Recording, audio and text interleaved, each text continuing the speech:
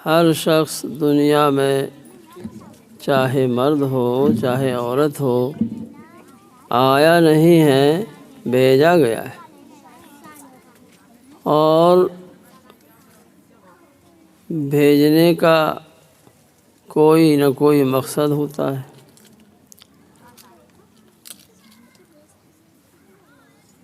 بھیجنے کا مقصد دنیا کی چیزیں یا مال و دولت، عیش و عشرت نہیں، بلکہ ہمیشہ کی راحت و آرام حاصل کرنے کے لیے اپنے مہمان خانے یعنی اللہ تعالیٰ کے مہمان خانے جنت میں جانے کے قابل بننے کے لیے اس دنیا کے بازار میں اس کی تیاری اور اس کا سودا اور ٹکٹ خریدنے کے لیے بھیجا گیا ہے۔ یہ زندگی جو چند سالوں کا کم و بیش مجموعہ ہے، یہی وہ پونجی ہے جس کی بنیاد پر ہم سب اس ابدی اور ہمیشہ کی کامیابی اور راحت کو حاصل کر سکتے ہیں۔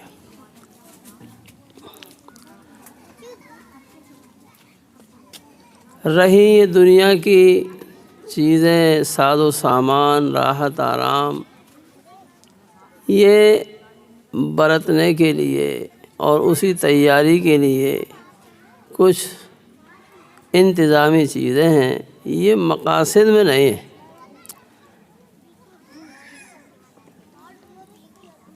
یہ مقاصد میں سے نہیں، اور دوسرا مقصد یعنی ان سے دوسری غرض یہ ہے کہ ہم اس جنت اور ہمیشہ کے وطن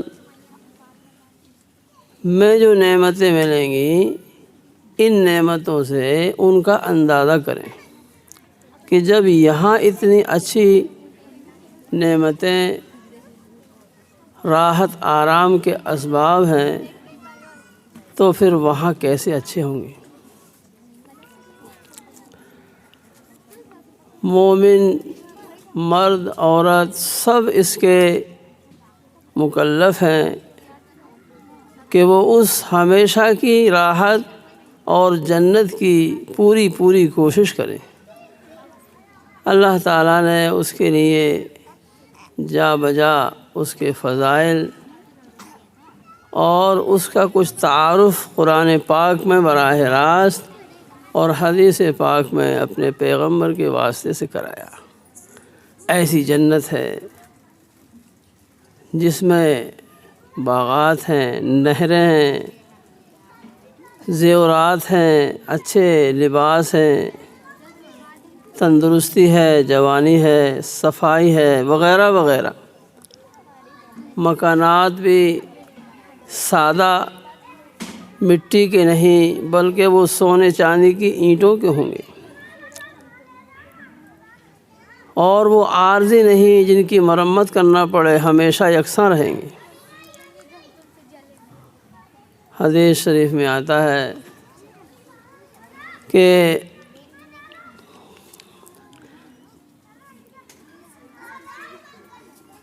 مومن پر افسوس ہے کہ وہ جنت تو اس کے لیے تیار کی جا رہی ہے اور وہ سویا ہوا ہے۔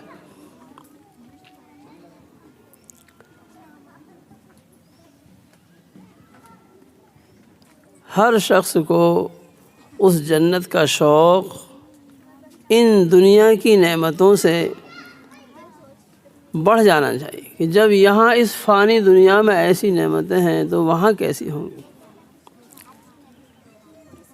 ہمیں دنیا کی چیزوں کا، مال و دولت کا، تجارت کے منافع کا پتہ لگتا ہے تو اس طرف چلنے لگتے ہیں، کوشش بڑھ جاتی ہے۔ کاش ہمیں جنت کا اور اس کی نعمتوں کا اندازہ ہو جائے تو ہم اس کے لیے اس سے زیادہ کوشش کریں۔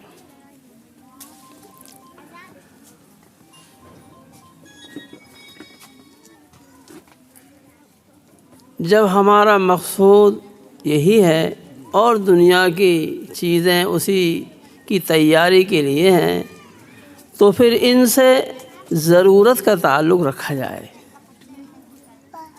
مقصد کو مقصد کا درجہ دیا جائے اور ضروریات کو ضرورت کا درجہ دیا جائے۔ ایسا نہ ہو کہ ضرورت کو مقصد بنائیں اور مقصد کو بھلا دیں۔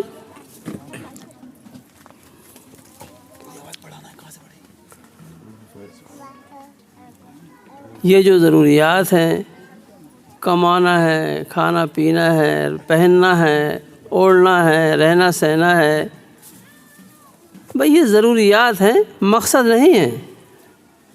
تو ان کو بقدر ضرورت پورا کرتے ہوئے ہم اپنے مقصد کی طرف رواں دواں ہوں۔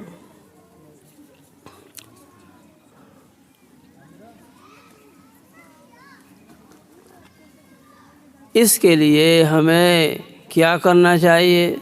سب سے پہلی چیز، ہمارے ذمہ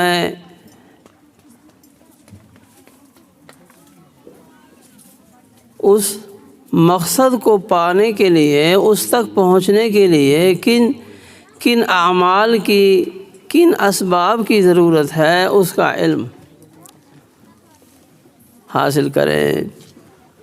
دینی معلومات، اللہ کے قانون کو جاننا، جو مردوں سے متعلق ہے اس کو مرد جانیں اور جو عورتوں سے متعلق ہے اس کو عورتیں جانیں سیکھیں۔ یہ ضروری چیز ہے۔ اللہ تعالیٰ کے قانون کو سیکھنا ہم پر بہت ضروری ہے۔ اس کے دو حصے ہیں، ایک کا تعلق عقیدوں سے ہے، ہمارا عقیدہ کیسا ہو، اللہ تعالیٰ کی ذات و صفات سے متعلق، نبی رسولوں سے متعلق اور اللہ کے قانون قرآن پاک سے متعلق، گزشتہ آسمانی کتابوں کی حقانیت سے متعلق کہ اب ان کا دور نہیں رہا لیکن وہ کتابیں اپنے زمانے میں برحق تھیں اور وہ اللہ تعالیٰ کی طرف سے اتری ہی تھیں، اب قرآن پاک ہی کا قانون چلے گا۔ سارے نبیوں پہ ایمان فرض، مگر اب بات اللہ کے نبی صلی اللہ علیہ وسلم کی مانی جائے گی۔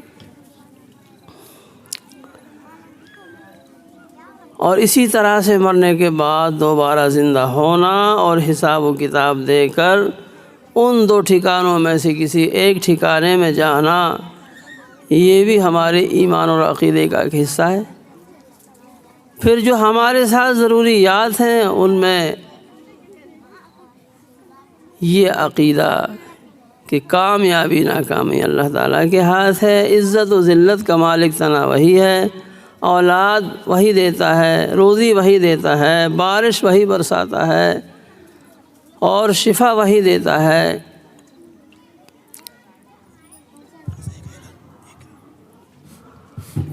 بچے خاموشی اختیار کریں، باتیں نہ کریں، بیان سے توجہ کے ساتھ۔ عقائد ہمارے درست ہونا چاہیے۔ اللہ کے علاوہ باقی سب چیز تو مخلوق ہے، نبیوں تک کو وہ اختیارات نہیں ہیں جو اللہ تعالیٰ کے ساتھ خاص ہیں۔ پھر ولیوں کو بزرگوں کو کہاں سے حاصل ہوں گے؟ نہ زندوں کو، نہ مردوں کو، نہ قبر والوں کو، مزار والوں کو حاصل ہیں، نہ کسی اور کو۔ ہاں وہ اللہ تعالیٰ کے بندے تھے، نیک بندے تھے، انہوں نے اللہ تعالیٰ کی خوب خوشنودی حاصل کی، تو اسی راہ پر ہم چلیں تو اس میں ہمارے لیے بھی کامیابی ہوگی۔ روزی کے متعلق بھی اللہ تعالیٰ اگر خدا نخواستہ ہمارے گھر والے، شوہر، اولاد کوئی نہ ہو تو بھی وہ قادر مطلق ہمیں پال کر دکھا دے گا اور اس کو ہماری مقدر کی روزی اور عزت، عافیت، حفاظت سب فراہم کر دے گا۔ یہ ہمارا عقیدہ ہو اور عقیدے کے ساتھ حضرت حاجرہ رضی اللہ تعالی عنہ سے ہمیں سبق بھی لینا ہو کہ انہوں نے کس طرح سے بیابان جنگل میں، بے آب و گیا جگہ پر جب شوہر نے حضرت ابراہیم علیہ السلام نے اشارہ کر دیا کہ ہاں اللہ تعالیٰ کا یہ حکم ہے تم کو یہاں چھوڑنے کا، انہوں نے کیونکہ پوچھا تھا تو کیا فرمایا تھا؟ اذن لا یضیعن اللہ، پھر تو اللہ ہمیں ضائع نہیں کرے گا، اور دامن چھوڑ دیا تھا کہ ٹھیک ہے جائیے، تنہا تنہا ذرا سا بچہ، ایسا اعتقاد و یقین ہونا چاہیے۔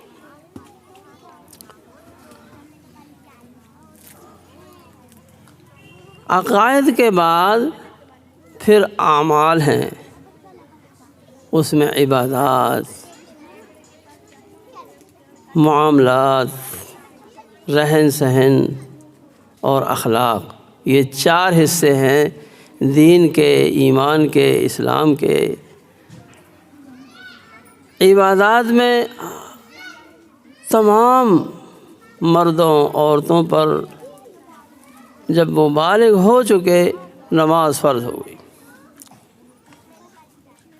اب بنا عذر کے چھوڑنے کی کبھی کوئی گنجائش نہیں، اور عذر بھی وہ نہیں جس کو ہم عذر کہیں، عذر اللہ تعالیٰ کی طرف سے معتبر ہوگا تو اجازت ہوگی، نہیں تو نہیں۔ مردوں کے لیے تو جماعت کا نظام ہے کہ جماعت سے نماز پڑھیں تو اس وقت مقررہ تک انتظار کرنا پڑے گا، لیکن عورتوں کے لیے اول وقت ہر نماز بہتر بتائیے، ہر نماز اول وقت پڑھنا چاہیے، اور ان کے لیے سب سے اچھی مسجد، سب سے اچھی جگہ ان کے گھر کا اندرون ہے، گھر سب سے اچھا ہے۔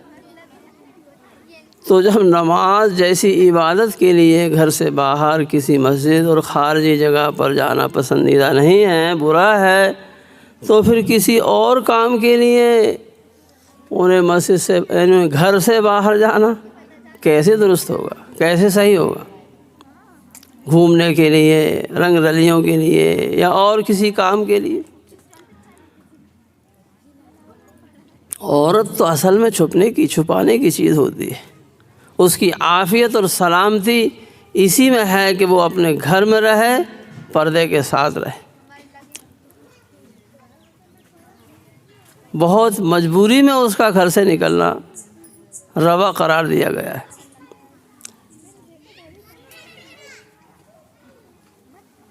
حدیث شریف میں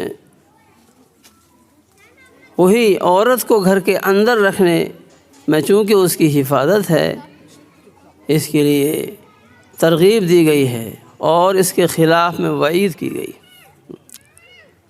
جن چیزوں سے خطرات بڑھتے ہیں، مثلا زیب و زینت کے ساتھ نکلنا، خوشبو لگا کر نکلنا، بتایا کہ جو عورت خوشبو لگا کر باہر نکلے گی تو وہ ایسی ہے، یعنی وہ بدکار ہے۔ کہیں فرمایا کہ جو عورتیں باریک لباس پہنتی ہیں وہ گویا کے برہنہ ہیں، وہ بے لباس کے ہیں، وہ لباس معتبر نہیں ہے، کیونکہ مقصد لباس کا جو پردہ تھا وہ تو حاصل نہیں ہوا، چاہے باریک ہو اس وجہ سے، چاہے وہ تنگ ہو اس وجہ سے، بدن کی حیثیت سمجھ میں آتی، یا وہ ہے ہی ناقص، مثلا پنڈلی دکھ رہی ہیں، گلا دکھ رہا ہے، ہاتھ دکھ رہے ہیں، کلائی دکھ رہی ہیں، یا اوڑھنی ہے مگر بال دکھ رہے ہیں، چوٹی دکھ رہی ہے، اور میں ایسی عورت جنت کی خوشبو نہیں سونگھ پائی، حالانکہ خوشبو تو 500 برس کی مسافت سے آنا شروع ہو جائے گی، اتنے دور رہے گی وہ۔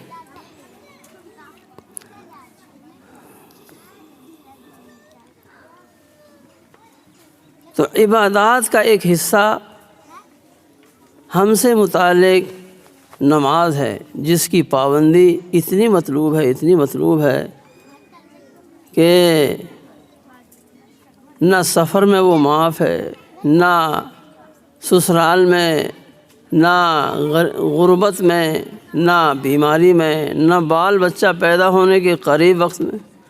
اگر اب بھی نماز پڑھ سکتی ہے تو بالکل پڑھ لے۔ ہاں، دائی اگر کہہ رہی ہے کہ بچے کو خطرہ ہو جائے گا تو پھر کہا اب ٹھیک ہے، جب دائی کہہ رہی ہے تو بچے کی خاطر ابھی رک جائے، پھر تو اتنی رعایت کی گئی کہ اگر خدا نخواستہ دائی اس کو نہیں سنبھالے گی تو بھی بچے کا خطرہ ہے، تو کہا دائی کے لیے بھی معاف ہے، فی الحال بعد میں پڑھ لے۔ جہاں شریعت ہماری ضرورت و مجبوری دیکھتی ہے وہاں سہولت دے دیتی ہے، کیونکہ اللہ تعالیٰ کے جو حقوق ہیں وہ حقیقت میں بندوں کے فائدے کے لیے ہیں، اور جب بندوں کا ظاہری دنیاوی نقصان اگر ٹکرا رہا ہو اس فائدے سے تو پھر وقتی طور سے اس نقصان کو اس سے بچایا جاتا ہے اور فائدے کو چھڑوا دیا جاتا ہے، وہ فائدے کو بعد میں حاصل کرنے کا موقع بصورت قضا اور تاخیر دے دیا جاتا ہے۔ مجھے اپنے استاد کی بیوی کی بات چاہے جب یاد آتی ہے، وہ کہنے لگیں کہ میں 5 بچوں کی ماں ہو گئی، لیکن الحمدللہ میری آج تک ایک بھی نماز قضا نہیں ہوئی، ایک بھی نماز آج تک قضا نہیں ہوئی، یعنی فرض ہوئی اور میں نے نہ پڑھی ہوں۔ وہ کوئی پرانے زمانے کی نہیں ہیں، وہ ابھی موجود ہیں۔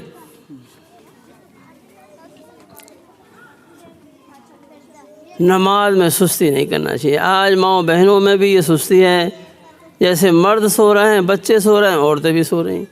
عورتوں کو تو جلدی اٹھ کر اول وقت نماز پڑھ کے اپنے بچوں کو اور گھر والوں کو نماز کے نام سے نہ صحیح تو کم از کم ناشتے اور چائے کے نام سے جگائے کہ چائے بن گئی، اٹھ بیٹھی، اس میں کشش ہے، اٹھ جائیں گے، پھر نماز کو بھی کہہ دیں۔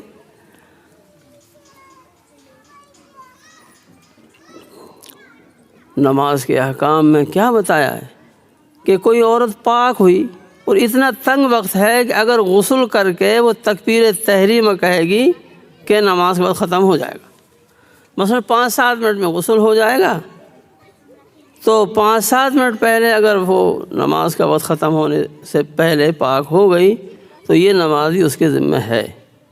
وہ جلد سے غسل کر کے تکبیر تحریمہ بھی کہہ لے گی اس وقت میں، پھر چاہے وقت نکل جائے تو نماز پوری کر لے، اور اتنے جلدی نہ بھی کر پائی تو نماز اس کے ذمہ ہو گئی، وہ تو قضا کرے، اس کو پڑھے، اس کو اتنی اہمیت ہے۔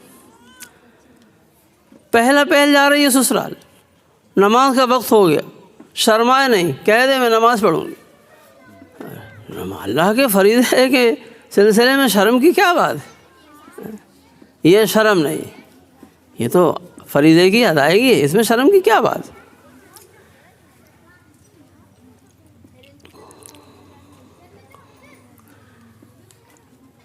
عورتوں کو اللہ تعالیٰ نے نماز اور ذکر سے بڑی مناسبت دی ہے۔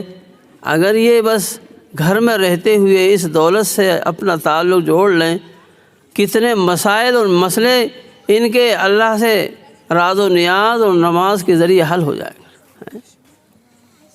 عورتیں خدا نخواستہ کوئی پریشانی آتی ہے فوراً فون اٹھائیں گی، فون بھی رکھتی ہیں، الگ سے فون کی کوئی ضرورت نہیں رہتی، اور اگر ہے بھی تو اس سے بقدر ضرورت تعلق ہونا چاہیے۔ وہ کوئی اچھی چیز نہیں ہے، وہ کوئی کھلونا نہیں ہے، یا وہ کوئی فخر اور اعزاز کی چیز نہیں ہے۔ جہاں اس کے فوائد ہیں مختصر، ان سے زیادہ اس کے نقصانات ہیں، جس سے بے حیائی اور بے راہ روی بڑھتی ہے۔ خاص طور سے بچیوں کے لیے یہ چیز بہت نقصان دہ ہے۔ ضرورت کے لیے تو سادہ موبائل بھی کافی ہو جاتا ہے، جس میں یہ بہت سی چیزیں نہیں ہوتی، لیکن وہ بڑا رکھنا اور اس کو فخر سمجھنا، اس کو ہاتھ میں لیے پھرنا، یہ بہت سے مفاسد کا مجموعہ ہے۔ مستورات کو ان چیزوں سے احتیاط کرنا چاہیے۔ تو اگر فون جیسے کوئی پریشانی آتی ہے تو اس وقت کیا کرنا چاہیے؟ اس وقت تو اللہ تعالیٰ سے دعا مانگنی چاہیے، یا اللہ یہ پریشانی آ گئی، بچہ بیمار ہے، گر پڑا، کوئی بات ہو گئی۔ یہ نہیں کہ فون اٹھایا تو مائکے لگا دیا تو گھر والوں کو لگا دیا۔ پہلے اللہ تعالیٰ کو فون لگائیں، اللہ تعالیٰ سے درخواست کریں، دعا کریں، پھر ضرورت و تدبیر سبب کے درجے میں اپنے گھر والوں کو بھی بتا دیں۔ دنیا بھر میں کہیں گے مگر اللہ سے تعلق نہیں جوڑیں گے۔ ذکر سے ان کو بڑا لگاؤ ہوتا ہے، ان کا دل اللہ نے بڑا نرم بنایا ہے۔ یہ پتلے لوہے کی طرح پتی کی طرح سے ہے، ذرا میں گرم ہو جاتا ہے نا، ایسے ہی ان کا دل بڑا جلد متاثر ہو جاتا ہے۔ مرد کا دل تو سخت لوہے کی طرح ہے، بہت ذکر کرے گا، بہت کچھ نیکی کرے گا تب پسیجے گا، ان کا تو ذرا میں پھنس جاتا ہے۔ تو اس سے فائدہ اٹھانا چاہیے، خوب ذکر کریں۔ معاملات جو ہیں یعنی کمانا، خرچ کرنا، لین دین، ان سب چیزوں میں ہمیں شریعت کا حکم اور شریعت کی ہدایات دیکھنا چاہیے۔ دیکھو، حلال روزی کمانا فریضہ ہے اور اس کے ذمہ دار مرد ہوتے ہیں۔ عورتوں کا کام کھانے پکانے کا ہے اور ان کے ذمہ کچھ حقوق ہیں، تو وہ اپنے حقوق، اپنے اوپر جو حقوق ہیں وہ ادا کریں، اور کمائی کا معاملہ شوہر پر چھوڑ دیں، اس کی معاونت کریں۔ پھر جو کچھ آمد ہو شوہر کی طرف سے، جو کچھ عنایات ہوں، جو کچھ حسن سلوک ہو، اسی میں کام چلائے۔ اس دنیا کو جنت بنانا مومن کا کام نہیں ہے کہ مجھے یہ سہولت ہو، ایسا مکان ہو، ایسی جگہ ہو، میں شہر میں رہوں گی تو میں ایسے لباس ہوں، اتنے جوڑے ہوں، شادی کے لیے الگ سے جوڑا ہو۔ یہ سب چیزیں ایک سمجھدار عورت کے لیے مناسب نہیں۔ سمجھدار عورت کا کام ہے جیسے شوہر رکھیں ویسے رہیں، یہ نہیں کہ جیسے میں رہوں ویسے رکھو۔ ان کی تابعداری ہونا چاہیے، ان کی اتباع اور ان کے مقصد، ان کے منشا کے مطابق چلنا ہو۔ اگر وہ سال میں ایک جوڑا بنائے اسی میں کام چلا لیں۔ کیا ہے یہ دنیا چند روزہ ہے، یہ سب مسافرت کا زمانہ ہے۔ اصل عیش و عشرت، راحت و آرام تو انشاءاللہ مرنے کے بعد ملے گا، عالم برزخ سے شروع ہو جائے گا۔ یہ تو عارضی آرام ہوگا، اور پھر جو اصلی جنت میں ملے گا وہ ہے اصل حاصل کرنے کی چیز۔ اس کے پیچھے اگر ہم پڑ گئے اور یہیں کے آرام کو ہم نے بٹورنا مقصد بنا لیا تو پھر اس میں کمی آ جائے گی۔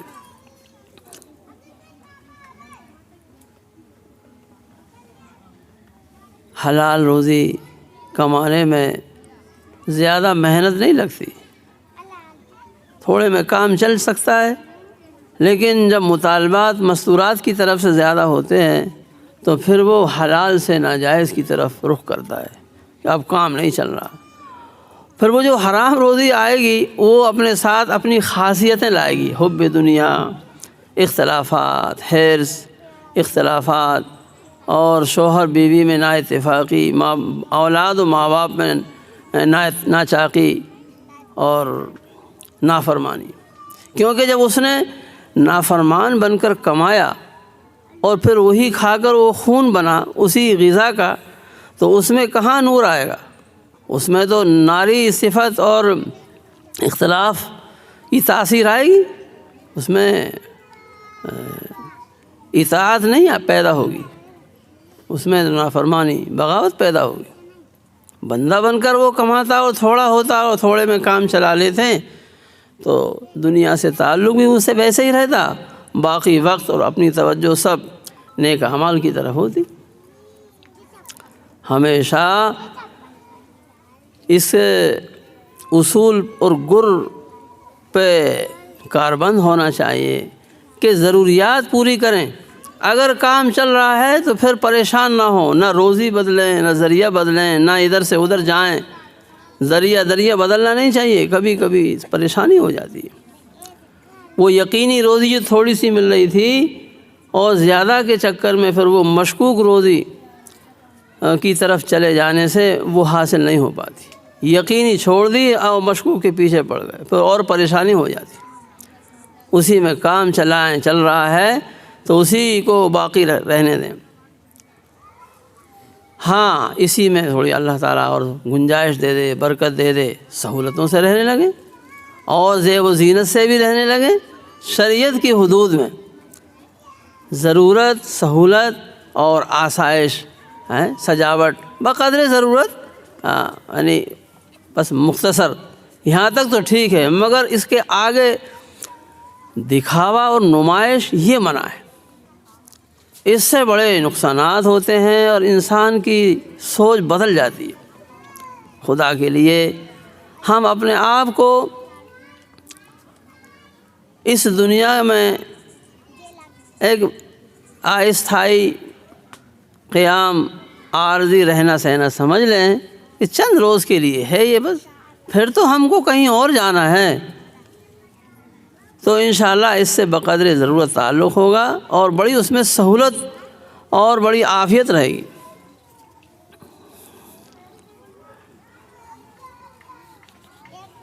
دیکھا دیکھی خرچ کے عادی ہونے سے بھی پریشانی ہوتی ہے، یا متاثر ہو کر کے سماج میں اس خرچ کو ایسے کیا جاتا ہے تو ہم بھی کریں، نہیں تو ہماری بدنامی ہوگی۔ یہ کچھ نہیں ہے، اللہ تعالیٰ کو راضی خوش کریں اور اللہ کے قانون کو سمجھ لیں کہ قانون کیا کہہ رہا ہے، شریعت کیا کہہ رہی ہے، بس پھر کوئی کچھ بھی کہے ہمیں پرواہ نہیں کرنی۔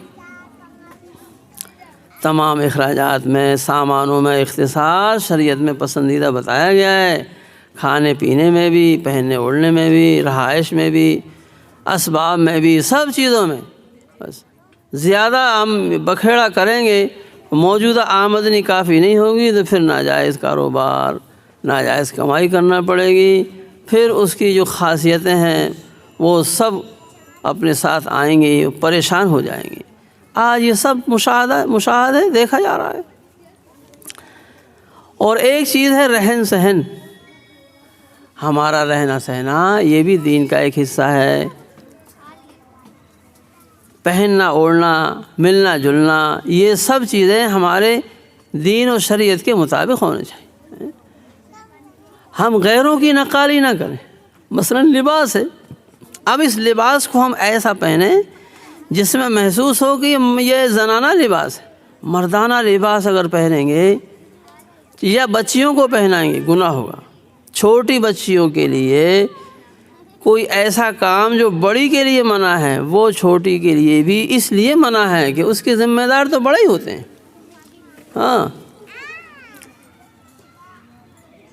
قبلے کی طرف پیشاب پاخانے کے وقت میں رخ یا پیٹھ کرنا بڑوں کو منع ہے، اسی طرح سے بچوں کو بٹھانا بھی منع ہے، گناہ گار ہوں گے وہ۔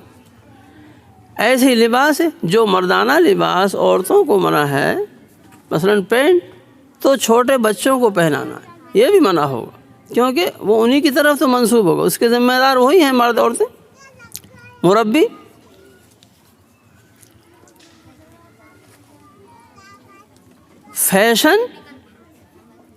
فیشن کو پسند کرنا یہ گویا اپنے دین اور اپنی سادگی کو چھوڑ کر دوسروں سے چندہ لینا ہے، دوسروں کی نقالی ہے۔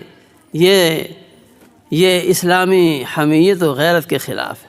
اپنی دال روٹی، اپنے پاس اگر دال روٹی ہو، ڈالڈا ہو، تو وہ مانگے کہ گھی اور گوشت سے بہتر ہے، اور پھر تو ہمارے پاس گھی ہے، سکون کی دولت ہے، سکون کا طریقہ ہے ہمارے پاس، ہم اس کو چھوڑ کر، گھی چھوڑ کر ڈالڈے کی طرف جو ہے نظر دوڑا رہے ہیں۔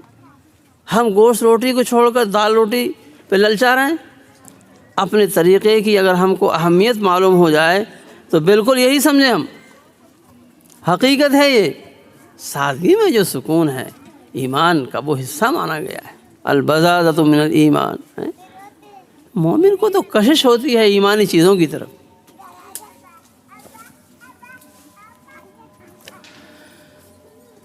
اور ایک چیز ہے اخلاق، ہمارے اخلاق دینی ہونا چاہیے۔ اخلاق کا ایک حصہ، اخلاق کی چند چیزیں کیا ہیں؟ ہمارے اندر تواضع ہو، بڑائی نہ ہو، چاہے مالدار ہو یا اور کوئی خوبی ہو، خاندان بڑا ہے، خوبصورتی ہے یا اور کوئی خوبی ہنر ہے، اس کی وجہ سے اپنے کو بڑا سمجھنا، اوروں کو حقیر سمجھنا، یہ اللہ کو ناپسند ہے۔ تواضع ہونا چاہیے، میں کمتر ہوں، کیا پتہ ہے، ہو سکتا ہے جو مجھ سے ادنا ہے مال دولت میں اور دوسری چیزوں میں، اللہ تعالیٰ کو یہ پسند ہو، اللہ کے یہاں اس کی نجات مجھ سے پہلے ہو جائے۔ مالدار غریب دو طرح کے ہوتے ہیں، بعض غریب مالداروں سے پہلے جنت میں جائیں گے، جو نوکری کرنے والے ہیں اور جھاڑو پونچھا لگانے والی عورتیں، ہو سکتا ہے ان ملکہ سے، ان گھر کی ذمہ داروں سے پہلے جنت میں چلی جائیں۔ حدیث میں آتا ہے 500 سال پہلے جنت میں جائیں گے میری امت کے فقراء، اس زمانے کے، اس دور کے اغنیاء مالداروں سے۔ تو ہمیں کیا پتہ ہے؟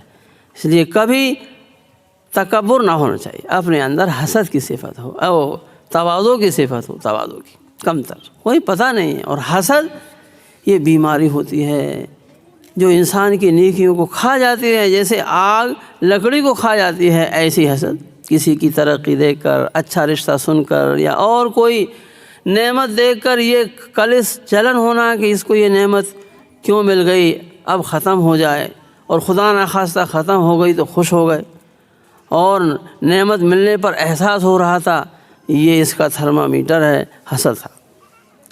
حسد کو اللہ تعالیٰ نے منع کیا ہے۔ عورتوں میں، مردوں میں، کسی میں یہ حسد نہیں ہونا چاہیے۔ اگر ہے تو پھر اس کا علاج کرائیں، پوچھیں جاننے والوں سے کہ ہمارے اندر یہ بیماری ہے۔ اللہ کے نبی صلی اللہ علیہ وسلم کے زمانے میں صحابیات اپنا حال براہ راست یا مردوں کے واسطے سے، وہ قانون سے متعلق، مسائل سے متعلق، یا دل کی کمزوری اور بیماریوں سے متعلق سنا دیتی تھی۔ ہم بھی آج کل تو فونوں سے یہ چیز حاصل کر سکتے ہیں۔ حسد کے بارے میں بتایا کہ دعا کرنا چاہیے، جس پر حسد ہے اس کے لیے دعا کرے، یا اللہ اس کو یہ نعمت اور دیجیے، اس کو اور ترقی دیجیے۔ غصے کا مرض ہوتا ہے عورتوں میں، شوہر نے کچھ کہہ دیا، بس غصہ آ گیا، فون لگا دیا ماں کے، وہاں سے وہ لینے آئے گا، اختلافات شروع ہو گئے۔ ذرا صبر کر لیں، شوہر کا کتنا بڑا درجہ ہے۔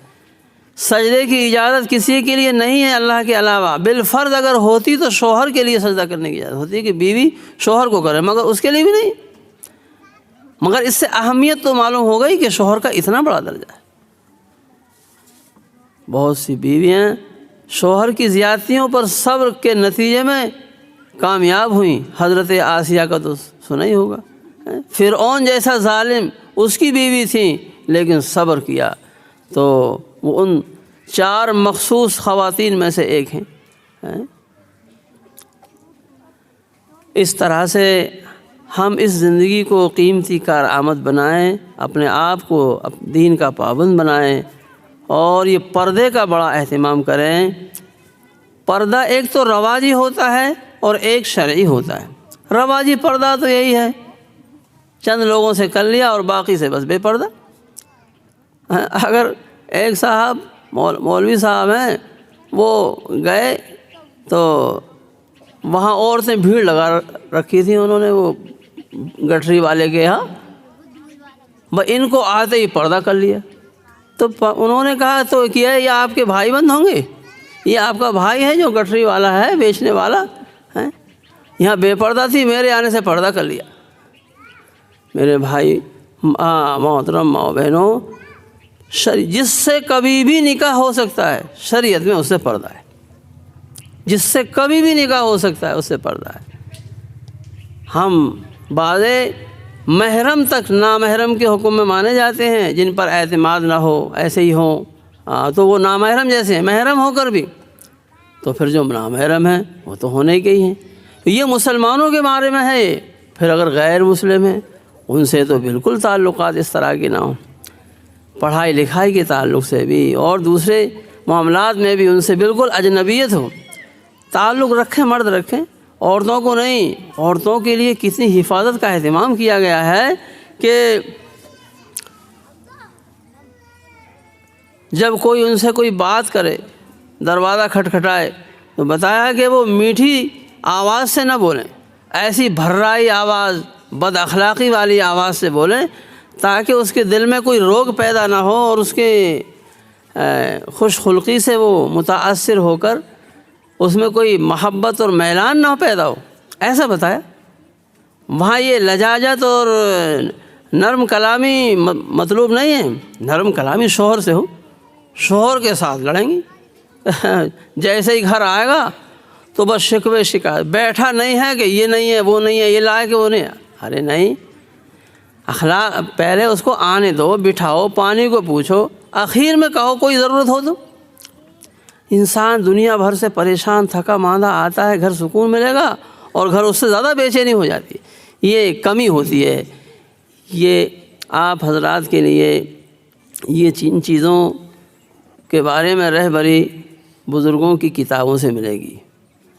ہمارے بزرگوں میں حضرت مولانا تھانوی نور اللہ مرقدہ نے جو بہشتی زیور تصنیف فرمائی ہے، خاص طور سے عورتوں کے لیے چاہیے کہ اس کو ایک طرف سے شروع سے دیکھیں۔ 11 حصے ہیں، شروع سے دیکھیں پورے حصے، پھر پتہ چلے گا کہ کون سا عمل کس طریقے سے کرنا چاہیے، کس کے ساتھ کیا سلوک کرنا چاہیے۔ شوہر، بچے اور اہل سسرال، ذرا میں ہم بس کیا بتائیں، بے صبری کا ثبوت دیتے ہیں، اختلافات ہونے لگتے ہیں۔ چند دنوں کے لیے ساس اور نند اور ان چیزوں کا کھانا پکانا ایک مصیبت بن جاتا ہے۔ ارے اجنبی کے ساتھ احسان ہمدردی ثواب ہے، پھر تو یہ اپنے شوہر کے گھر والے ہیں، ان کے ساتھ سلوک میں ہمیں ثواب نہیں ملے گا۔ خیر شریعت نے کچھ حدود مقرر بھی کی ہیں، مگر اگر ہم انہی حدود پر رہیں گے اور ایسا کہ بالکل اس سے ذرا ادھر ادھر ہوئے تو بس علیحدگی اور بے رخی شروع ہو جائے تو یہ اچھی بات نہیں ہے۔ مروت نہیں، کچھ اخلاق بھی برتنے کی چیز ہوتی ہے، ٹیکا ٹیک معاملہ نہیں ہونا چاہیے۔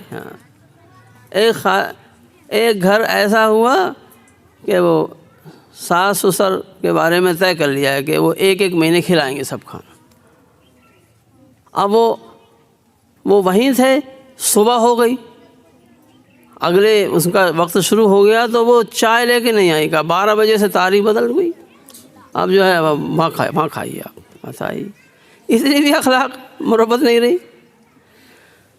بہرحال دین کی باتیں تھوڑی سی دیر میں تو تھوڑی ہو پاتی ہیں، ہم سب کو یہ بہشتی زیور کو پڑھنا یا سننا چاہیے، اور گھر میں نورانیت کے لیے اور اپنے دل میں نورانیت و جگمگاہٹ کے لیے قرآن پاک کی تلاوت بطور خاص عورتوں کو کرنا چاہیے۔ بچیوں کو بھی بتائیں، خود بھی پڑھیں، جلد اٹھ کر سب سے پہلے تلاوت کر لیں اور ذکر کر لیں، پھر دعا مانگ لیں۔ انشاءاللہ دن بھر کے کاموں میں سہولت کی تو بہت اچھی حالت رہے گی، جن کاموں کو جی چاہے گا۔ اور دینی کتابوں کا مطالعہ اپنے علماء کے گھر والوں کے واسطے سے، علماء کے مشورے سے کریں، اور جو چیزیں نقصان دہ ہیں ان سے اپنے آپ کو بچائیں۔ ایک ماں بہن اگر کچھ راستہ غلط چل پڑتی ہے تو پوری قوم، پوری مسلم قوم کو نیچا دیکھنا پڑتا ہے۔ خدا کے لیے اس سے اپنے آپ کو بچائیں۔ یہ چیز چونکہ آج کل ایسی چیزیں چل رہی ہیں کھانے پینے کی لائن سے، جن سے انسان کے اندر کے جو جذبات ہیں عمر کے تقاضے والے، جوانی والے، وہ جلد بیدار ہو رہے ہیں۔ ہاں تو ان چیزوں سے بھی احتیاط کریں۔ جن چیزوں میں تاثیر جلدی کی ہے، مرغ ہے اور چیزیں ہیں، ان کو کھانے سے بلوغ جلد آ رہا ہے، وہ جذبات جلدی پیدا ہو جاتے ہیں۔ تو اس کے لیے ایک تو احتیاط ہو، کم سے کم ان چیزوں کا کھانا ہو، دوسرے روزہ رکھنا ہو۔ جوان بچیوں کو، نوجوان بچیوں کو روزہ رکھوائیں، ماں خود رکھیں تو نمونہ بنے اور اس کو ہمت ہو جائے گی۔ اور پردے کا اہتمام، موبائل سے اجتناب، اور اپنی زندگی کو بہت سادہ رکھیں۔ اور اس کو، یہ گزرگاہ ہے، یہ مستقل قیام گاہ نہیں ہے یہ دنیا۔ انشاءاللہ جنت کی حرص اور جنت کا لالچ ہونا چاہیے، اور ایسے رہیں کہ ہم سے کسی کو تکلیف نہ پہنچے۔ انشاءاللہ ہم کامیاب اگر ہونا چاہتے ہیں تو دین و شریعت کی تعلیمات ہمارے لیے بہتر رہنما، رہبر ہوں گی، اور کامیابی کا پختہ ذریعہ ہوں گی، یقینی ذریعہ ہوں گی۔ اللہ تعالی ہم سب کو توفیق عمل نصیب فرمائے۔ وآخر دعوانا ان الحمدللہ رب العالمین۔